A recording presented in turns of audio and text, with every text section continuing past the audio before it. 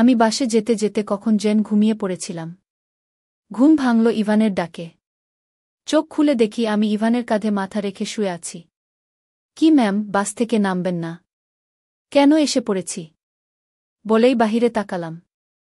ভালোই তো, পুরা রাস্তা আমার কাঁধে মাথা রেখে ঘুমাইলেন। আর তুমি কি করছিলা? আমি তো মুগ্ধ নয়নে আমার ঘুমকুমারীকে দেখছিলাম। থাক, আর দেখা লাগবে না। না, এখনো তো কিছুই দেখলাম না। ইভান এইটা বলেই আমার দিকে ফিরে একটা দুষ্টু হাসি দিল। আমি লজ্জায় অন্য পাশে ফিরে বললাম, তুমি কি নামবা? এইটা বলেই আমি একাই নেমে আসলাম। ইভান ও পিছে পিছে আসলো। আমি ওর দিকে তাকাচ্ছিলাম না।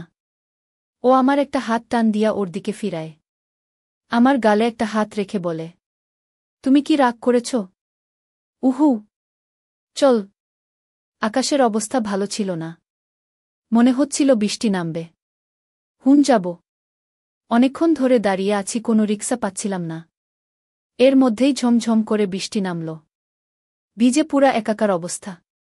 কোনোরকম একটা রিক্সা জোগাড় করে উঠে বসলাম। রিক্সাটা একটা 4 তলা বাসার সামনে থামল। ইভানের কাছে একটা এক্সট্রা চাবি ছিল। গেটটা খুলে ইভান আমাকে দোতলায় নিয়ে গেল। তারপর লক খুলল ইভানের ক্লাস 8-এ পড়ুয়া বোন ইরা। আমাকে দেখেই সে মা মা করে পুরা বাড়ি অস্থির করে ফেলল। ইভানের মা আসলেই আমি তাকে সালাম করলাম। থাক থাক মা, সালাম লাগবে না। তাড়াতাড়ি ভিতরে আয় মা। ভিজে কি অবস্থা। ইরা, যা তো একটা টাওয়েল নিয়ে আই।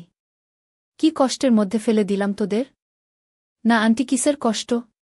খুব ভালোভাবেই আসছি। এই কিসের আন্টি? মা ডাকো। মা।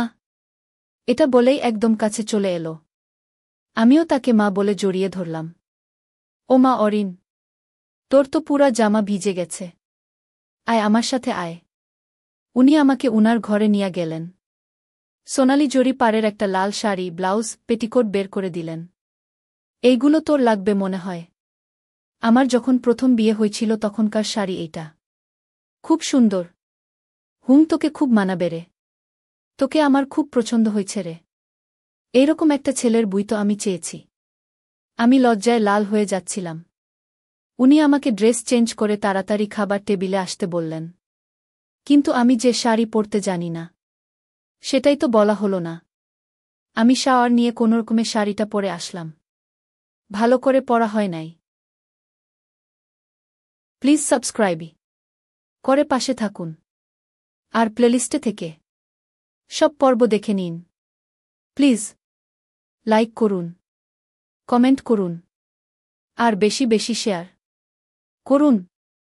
পরের পর্ব আসব তাড়াতাড়ি। ধন্যবাদ। ভেজা চুলে টপটপ করে পানি পড়ছে। আমি সামনের দিকে তাকাই, দেখি ইভান জানি কেমন দৃষ্টিতে আমার দিকে তাকাই আছে। ইভান আমার সামনে এসে বলে, তোমাকে না বুবু লাগছে। খুব সুন্দর লাগছে। আগে কখনো এইভাবে দেখিনি তো। আমি ইভানকে ভেঙ্গিয়ে দ্রুত যেতে লাগলাম। আমি শাড়ির কুচিতে প্যাচ খেয়ে পড়ে যেতে লাগলাম। ইভান দ্রুত আমাকে ধরে ফেলল। কি ম্যাম, শাড়িটাও পরতে জানেন না? আরেকটু হলেই তো। থাক, আসো কুচিটা ঠিক করে দেই। আমি কিছু না বলে চুপ করে রইলাম। ইভান কি সুন্দরভাবে শাড়ির কুচি ভাঁজ করতে লাগল। আমি মুগ্ধ নয়নে দেখতে লাগলাম। আচ্ছা, আমি কুচিটা গুজে দেই। তোমার তো ভরসা নাই। যার তার সামনে শাড়ি খুলে গেলে আবার আমার মেজাজ খারাপ হয়ে যাবে। এটা বলেই সে আমার শাড়ির কুচি গুজতে আসল। ইভানের হাতের স্পর্শে আমি এক পা করে পিছাতে লাগলাম। ইভান ইচ্ছা করে আমার নাভিতে সুরসুরি দিতে লাগল। আমি অদ্ভুতরকম শিহরণে অস্থির হয়ে গেলাম। পিছাতে পিছাতে বিছানায় ধপ করে বসে পড়লাম। ইভান আমাকে ধরে ফেলল। আমার 2 কানের পিছের চুলগুলোতে 2 হাত রেখে আমার ঠোঁটে চুমো দিতে লাগল। সেই প্রথম চুমো। অদ্ভুত রকম ভালো লাগা। আমি উত্তেজনায় অস্থির হয়ে গেলাম। জানি না কতক্ষণ এভাবে ছিলাম। আমি ইভানের শার্টের কলার ধরে সোজা বিছানায় আমার উপরে নিয়ে ফেললাম। ইভান উঠে আসতে চাইছিল, কিন্তু আমি দিচ্ছিলাম না। ইভান আমার চোখের ভাষা বুঝে ফেলেছিল। আমার কপালে একটা চুমু দিয়ে বলে, অরিন সরি। আসলে তোমাকে এইভাবে দেখে নিজেকে কন্ট্রোল করতে পারিনি। আর আমাকে উঠতে দাও। বাসর রাত বলে তো একটা বিষয় আছে নাকি? বাকিটা না হয় সেদিনই হল। আমি ইভানকে ধাক্কা দিয়া সরিয়ে দিয়ে উঠে পড়লাম। এই অরিন শোন। শোন না। কে শুনে কার কথা? আমি ডাইনিং চলে গেলাম। ইভানের ধাক্কাতে আমার ভাবনার অবসান হল। অরিন কখন থেকে ডাকছি? এই তুমি কি ভাবছ এত? আমি কিছু না বলেই নেমে পড়লাম। আচ্ছা, আজকেই কি ইভানের মা আমাকে সেই দিনের মতো আদর করবে? আমাকে ভালোবাসবে? সামনে তাকাই দেখি ইভানদের বাসা। এতক্ষণ খেয়ালই করিনি। আমি ইভানের পিছে পিছে হাঁটতে লাগলাম। ইভান কলিং বেল চাপতেই ওর মা দরজা খুললেন। ইভান, তোর এই অবস্থা কি করে হলো? তোকে এইভাবে কে মেরেছে রে বাপ? বলেই কান্না শুরু করে দিল। মা, আমার কিছু হয় নাই। দেখ, একদম ঠিকই আছি। যুদ্ধতে তো একটু ফাইটিং হবেই, না হলে কি সারা জীবন মনে থাকবে? তোমার বৌমাকে বরণ করবা না? ইরা, বরণ ডালাটা নিয়ে আয়। ইভানের মা আমাকে ধান দুর্বা দিয়া বরণ করে ঘরে তুলল। ইভান ওর মাকে জড়িয়ে ধরে বলল, মা, তুমি মুখটাকে এমন করে রাখছ কেন? তোমার ছেলে তার কথা রেখেছে। তুমি কি হ্যাপি না? হ্যাঁ রে, খুব খুশি। এতক্ষণ আমি শুধু আল্লাহকে ডাকছিলাম। রে, আল্লাহ আমার কথা শুনেছে রে। আমি ইভানের মাকে সালাম করলাম। উনি আমাকে আর ইভানকে তার বুকে টেনে নিয়ে আদর করলেন। তারপর ইভানকে আর আমাকে রুমে নিয়া গেলেন। তখন অনেকটা রাত হয়ে গেছিল। চলবে পার্ট 1। রুমে ঢুকেই ইভান ওয়াশরুমে ঢুকে গেল। কিছুক্ষণ পর বের হয়ে এলো। একটা 3/4 পরে। খালি গায়ে চুল মুছতে মুছতে। দেখে মনে হচ্ছে এখনই শাওয়ার নিয়ে আসছে। খালি গায়ে আঘাতের চিহ্নগুলো স্পষ্ট বোঝা যাচ্ছে। ইভান বিছানায় শুয়ে পড়ল। আমি ধপ করে বিছানা থেকে নেমে পড়লাম। ইভান আর চোখে আমার দিকে তাকাল। ইভান কিছু বলতে যাবে, তখনই মা আসে একটা গোলাপি কালার শাড়ি নিয়ে। অরিন, যা চেঞ্জ করে আয়। যেহেতু আমি এক কাপড়ে বের হয়ে এসেছি, তাই এই শাড়ি এখন আমাকে পরতে হবে। আমি তো শাড়ি ঠিকমত ক্যারি করতে পারি না। আল্লাহ জানে কি যে হবে। আমি শাড়িটা এক হাতে নিয়ে ওয়াশরুমে গেলাম। মেকআপ তুলে ফ্রেশ হয়ে শাড়িটা প্যাঁচিয়ে কোনোরকমে চলে আসলাম। রুমে ঢুকেই দেখি ইভান আমার দিকে অদ্ভুত দৃষ্টিতে তাকাই আছে। এইটাকে কি শাড়ি পরা বলে? তাড়াতাড়ি ঠিক করো। আচ্ছা, বুঝলাম না। এত বড় মেয়ে হয়েছ, এখনো শাড়ি পরা শিখো নাই? সামনে এসো, ঠিক করে দেই। লাগবে না। আমি এইটা বলেই সোজা রুম থেকে বের হয়ে গেলাম।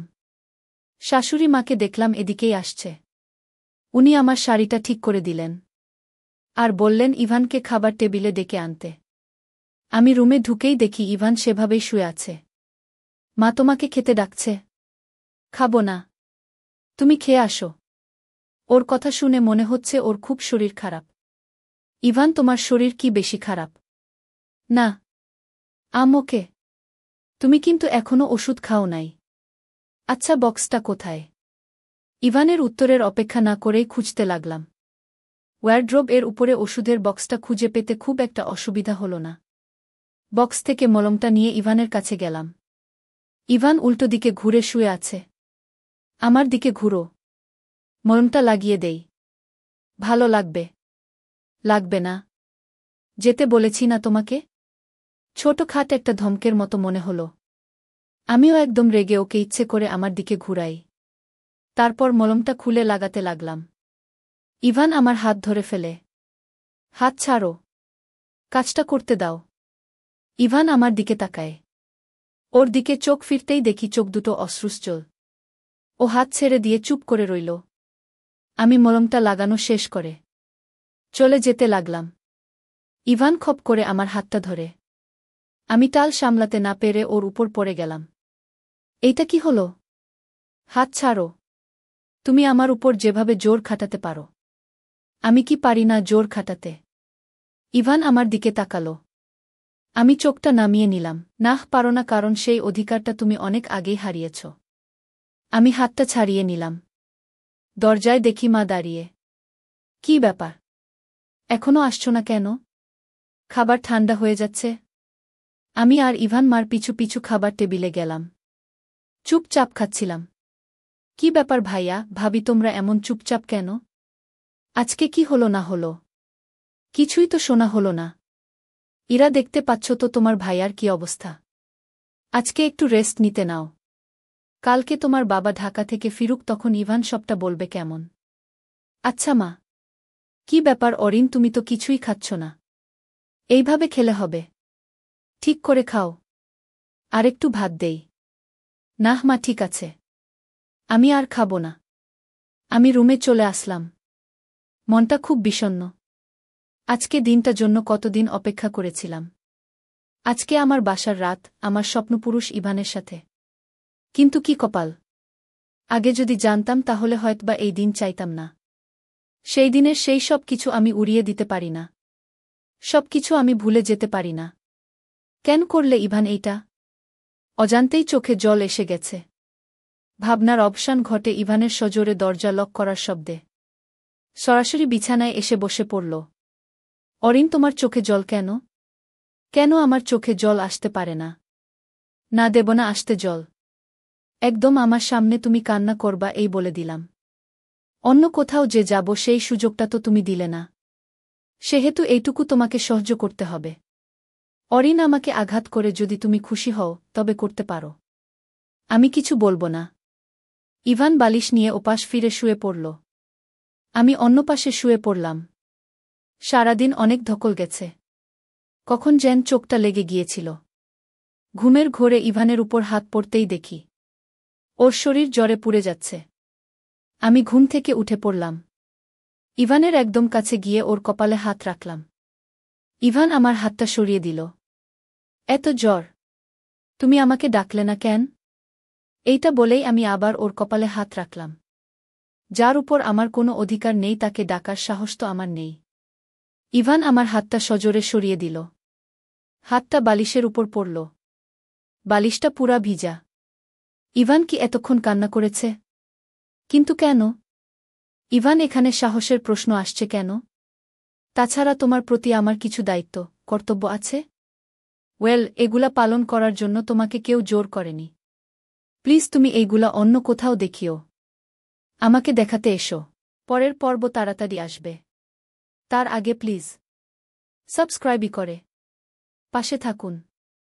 আর বেশি বেশি শেয়ার করুন, কমেন্ট করুন, লাইক করুন।